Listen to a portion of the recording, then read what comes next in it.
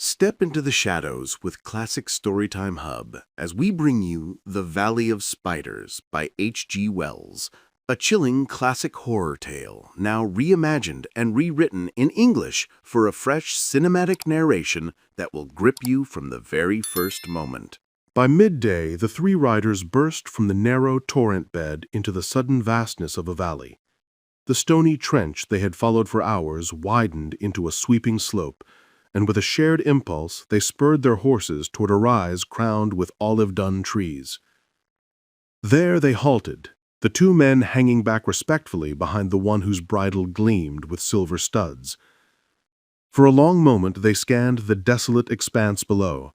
The valley stretched endlessly, broken only by thorn bushes and the faint scars of dry ravines. In the distance, purple plains dissolved into bluish hills, and beyond them, snow-clad peaks seemed to hang suspended in the sky. To the west, a shadow marked the beginning of forests, but the riders kept their gaze fixed straight ahead, searching, relentless. The gaunt man with the scarred lips spoke first, his voice heavy with disappointment. Nothing, but they had a full day's lead.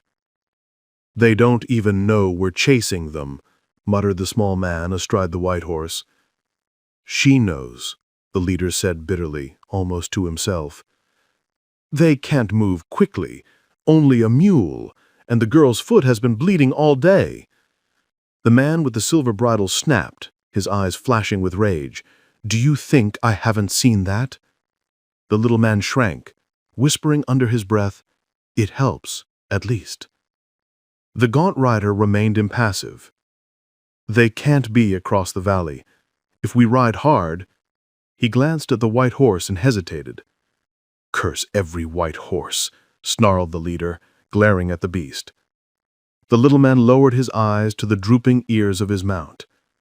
"I did my best," he murmured. The two riders stared across the valley in silence. The gaunt man brushed his scarred lip with the back of his hand. "Forward!" barked the man with the silver-studded bridle. The little rider jolted in surprise, tugging his reins, and the three horses moved as one, their hooves pattering faintly across the brittle grass as they turned back toward the trail. They descended cautiously down the long slope, weaving through a wilderness of thorny, twisted bushes and brittle shapes of dead branches clinging to the rocks.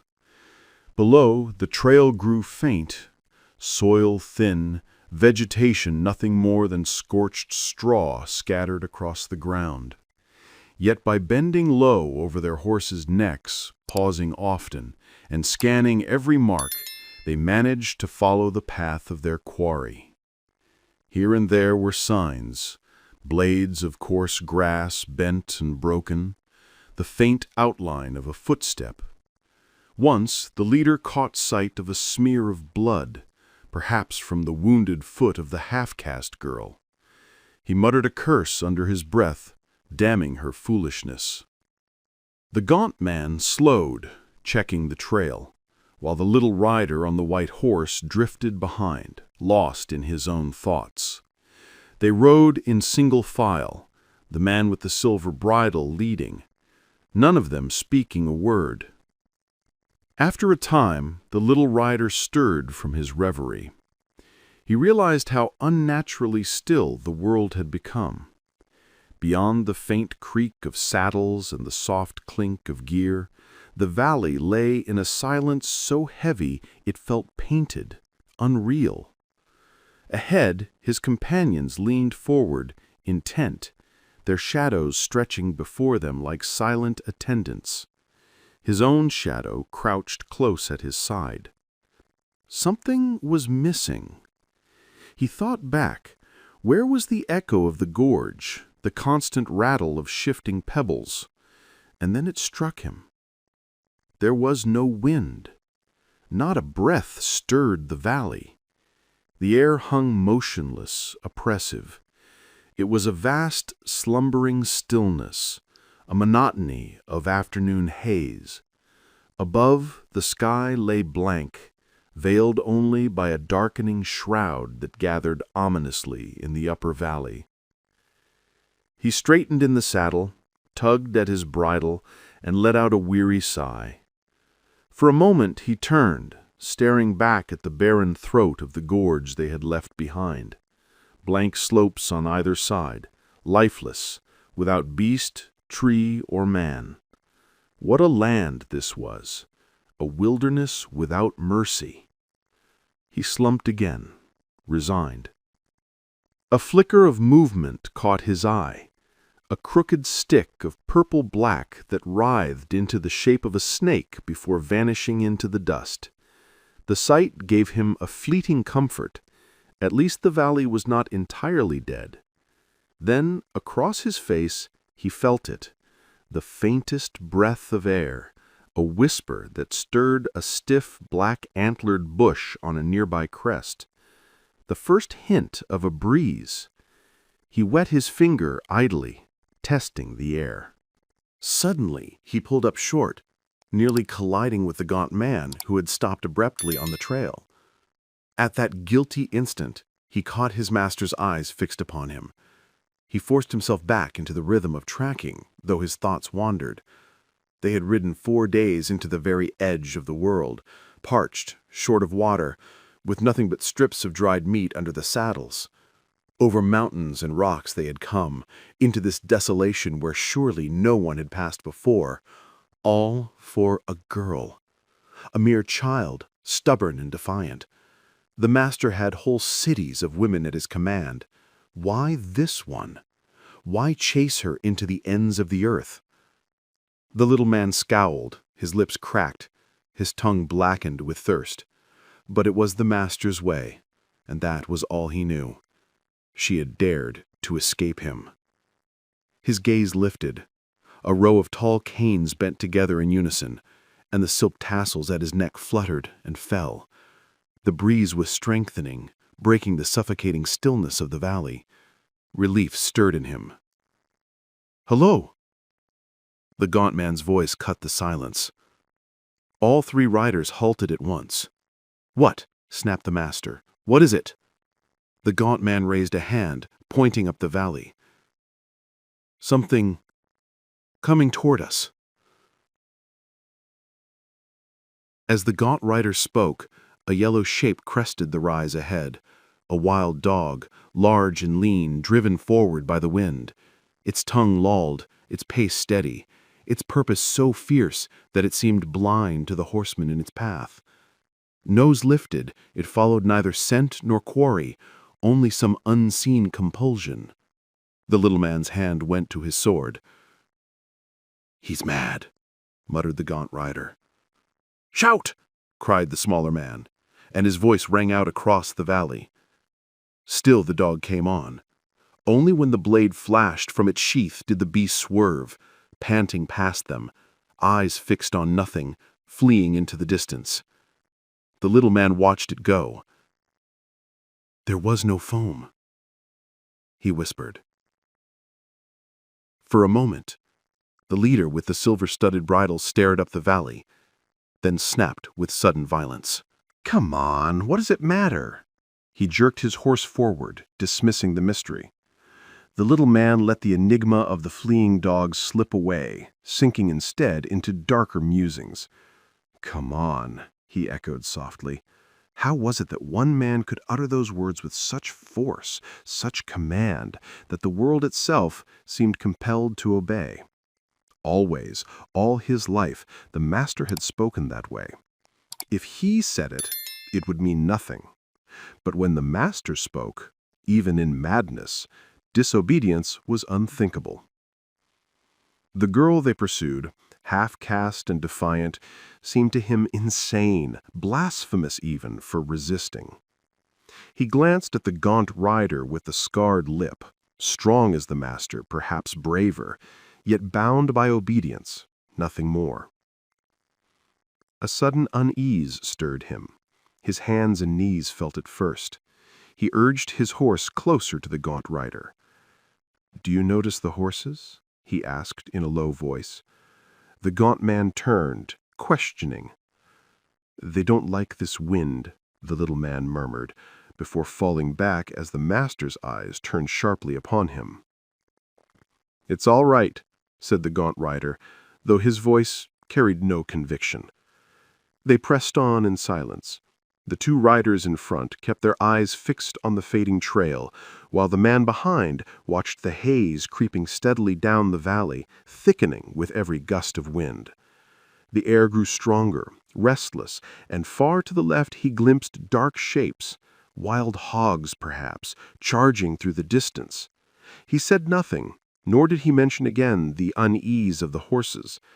Then he saw it.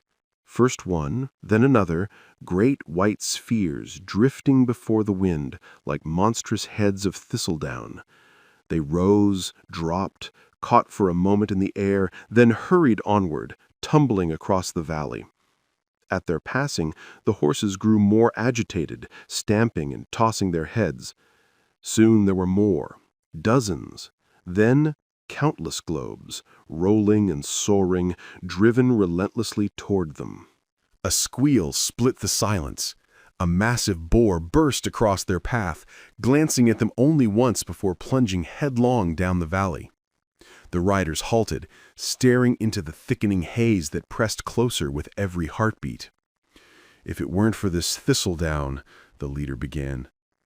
But then one of the globes drifted near, close enough to see its true form.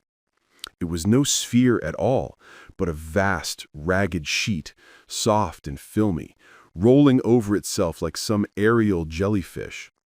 Long, cobwebbed streamers trailed behind it, floating in the wind's wake. "This isn't thistledown," muttered the little man. "I don't like it," said the gaunt rider, his voice low. Their eyes met, unease mirrored in each face. "Curse it," snarled the leader. "The air's thick with the stuff.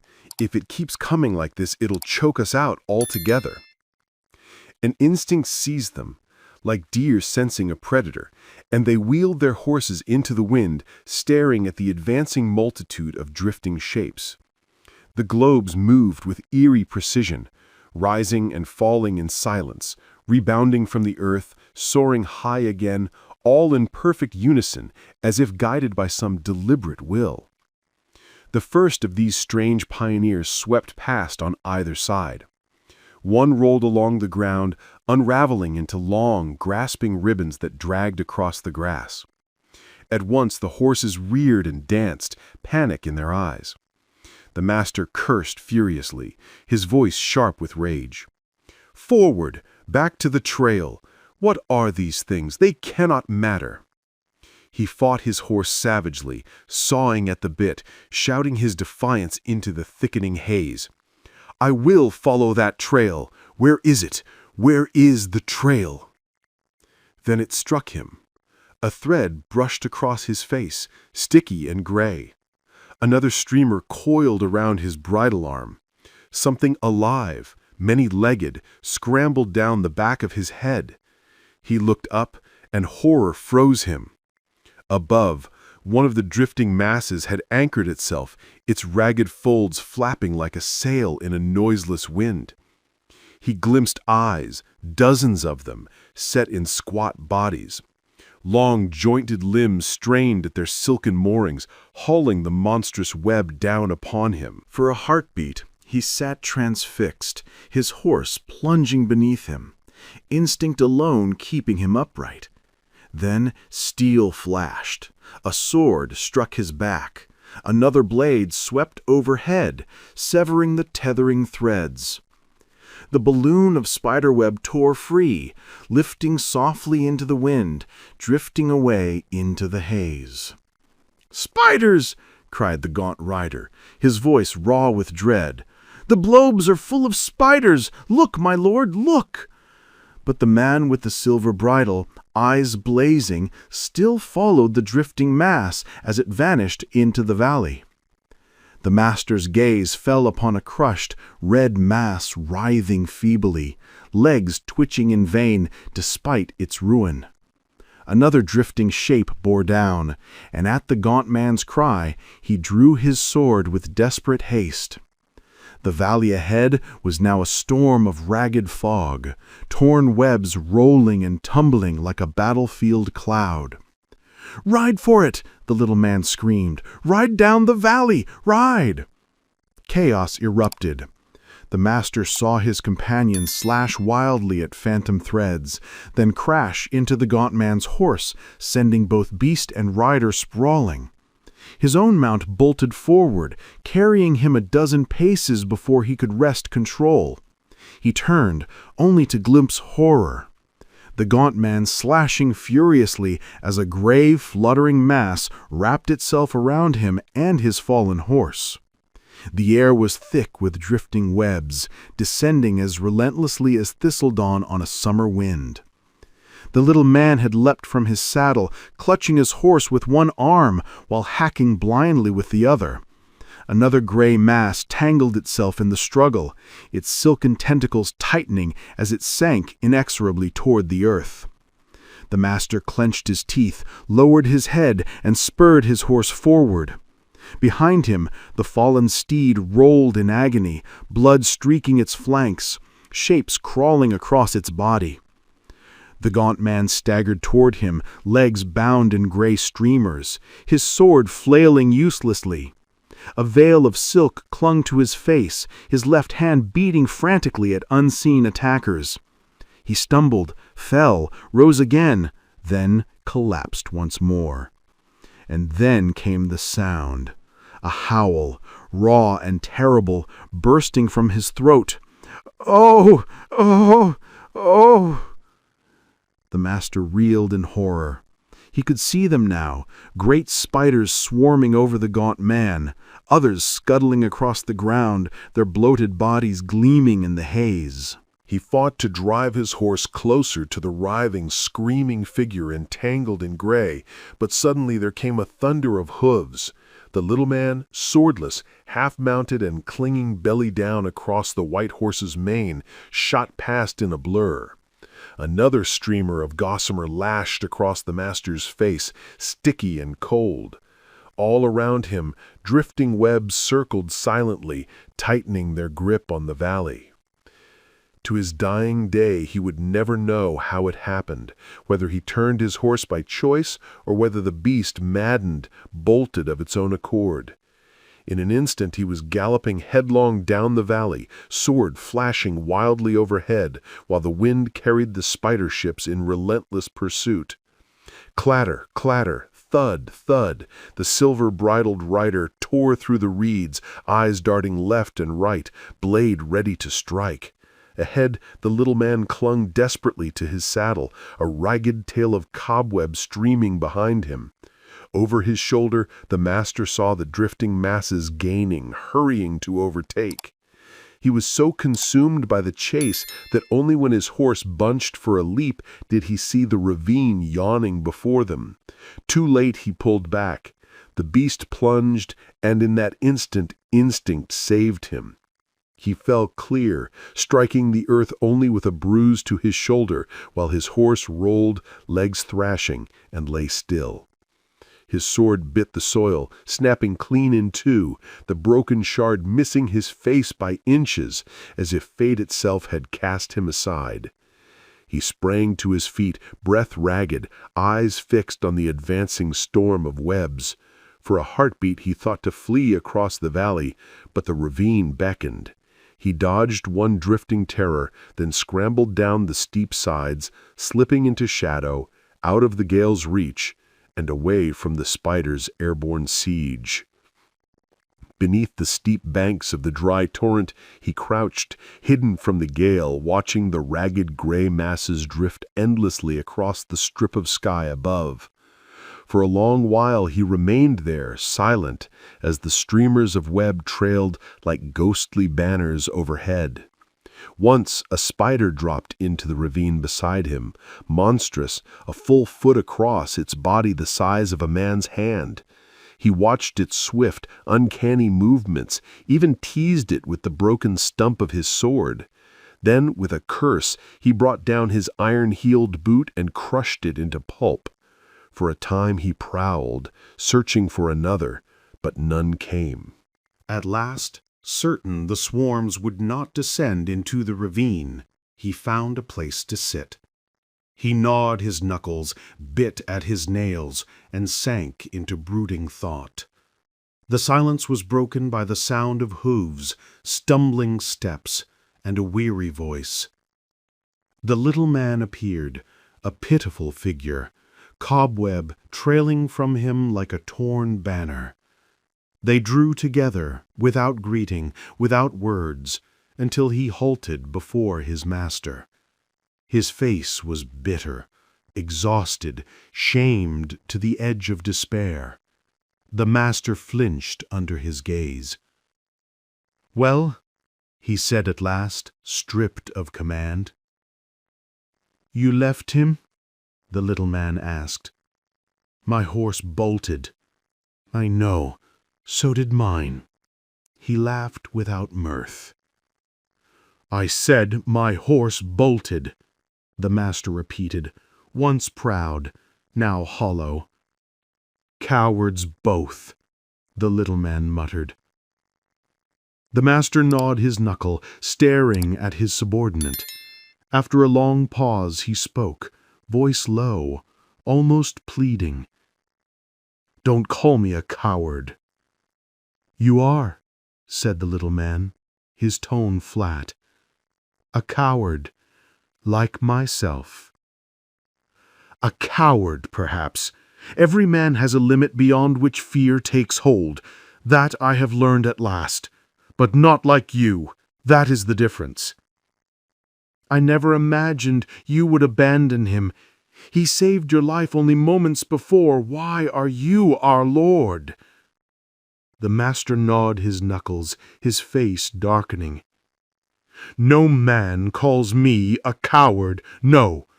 Even a broken sword is better than none. One crippled white horse cannot carry 2 men across 4 days of wilderness. I despise white horses, but this time it cannot be helped. I see you intend, from what you've witnessed, to stain my name. It is men like you who unmake kings. And besides, I never liked you." "My lord," the little man cried. "No," the master snapped. "No!" They faced each other in silence, the wind carrying the drifting spider globes overhead. Then came a sudden scuffle among the stones, a rush of feet, a cry of despair, a gasp, and a blow. By nightfall, the wind had died. The sun sank in tranquil serenity, and the man who once bore the silver bridle climbed cautiously from the ravine. Now he led the white horse that had belonged to the little man. He thought of returning for his own mount, to reclaim the silver-mounted bridle, but dread held him back. He feared the night wind might rise again, and worse, that he might find his horse cocooned in webs, half devoured. As he walked, his mind turned to the horrors he had endured and the strange preservation of his life. His hand found the reliquary at his neck, and he clasped it with sudden gratitude. His eyes swept across the valley. "I was blinded by passion," he murmured, "and now she has met her reward. They too, no doubt." And behold, far across the wooded slopes, clear against the crimson glow of sunset, a thin spire of smoke rose into the sky.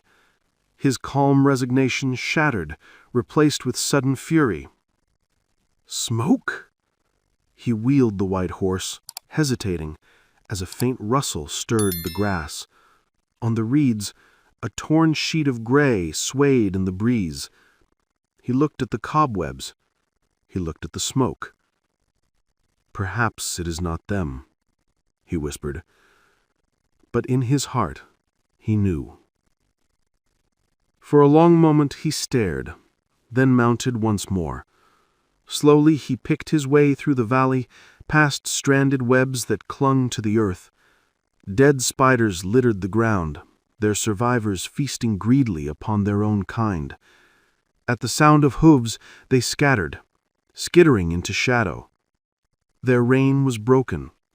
Without wind to lift them, without their drifting sails, they were powerless, He lashed at those that crept too near, flicking his belt with contempt.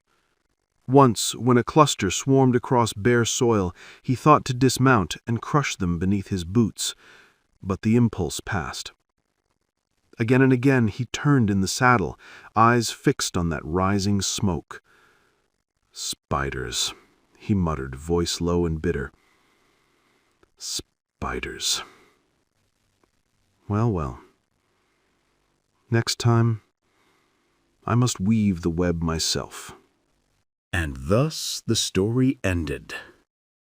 If you liked this journey into the worlds of classic literature, do not forget to support us by subscribing so we can tell you more.